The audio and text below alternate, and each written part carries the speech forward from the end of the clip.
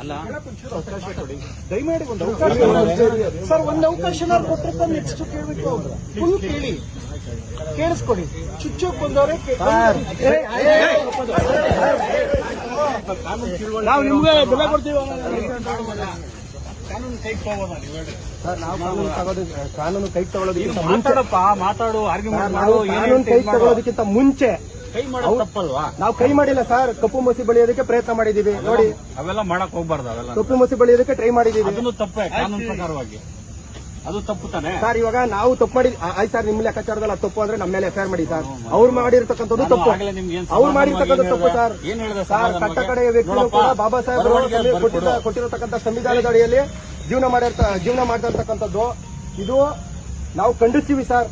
ಈ ಕಣ್ಸಪ್ಪ ಒಳ್ಳೇದು ನೀವು ಮಾಡ್ರಿ. ನೀವೇನೇನ್ ಕಾನೂನು ವ್ಯಾಪ್ತಿಯಲ್ಲಿ ಏನೇನು ನೋಡ್ಕೊಂಡು ಮಾಡ್ರಿ. ಬಟ್ ಇಲ್ಲಿ ಸ್ಟೇಷನ್ ಬಂದು ನೀವು ಆ ರೀತಿ ಮಾಡ್ತೀರ ಸರ್. ಸ್ಟೇಷನ್ ಅಲ್ಲಿ ಮಾಡಿಲ್ಲ. ಸ್ಟೇಷನ್ ಇಂದ ಈಚೆಗಡೆ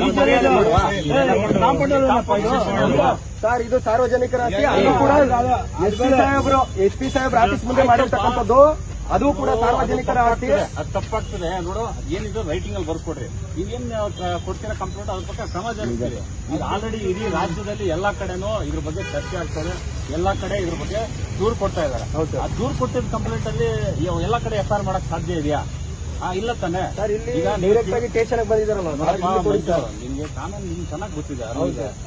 ಎಲ್ಲಾ ಕಡೆ ದೂರು ಕೊಡ್ತಾ ಇರಬೇಕಾದ್ರೆ ಎಲ್ಲಾ ಕಡೆ ಎಫ್ಐಆರ್ ಆಗೋದಿಲ್ಲ. ಎಲ್ಲಿ ಇನ್ಸಿಡೆಂಟ್ ಆಗಿದೆ ಅಲ್ಲಿ ಎಫ್ಐಆರ್ ಮಾಡ್ತಾರೆ.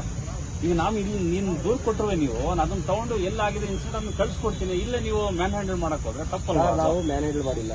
ತಪ್ಪು ಮಂಜು. ಒಂದು ಸಂಘಟನೆಯಲ್ಲಿ ಇದ್ದೀರಾ. ನಾವು ಮ್ಯಾನ್ ಹ್ಯಾಂಡಲ್ ಮಾಡಿಲ್ಲ. ಇಲ್ಲಿ ಫೋಟೋಸ್ ಇದೆ, ವಿಡಿಯೋಸ್ ಇದೆ. ಇಲ್ಲಿ ಮ್ಯಾನ್ ಹ್ಯಾಂಡಲ್ ಯಾರು ಮಾಡಿಲ್ಲ.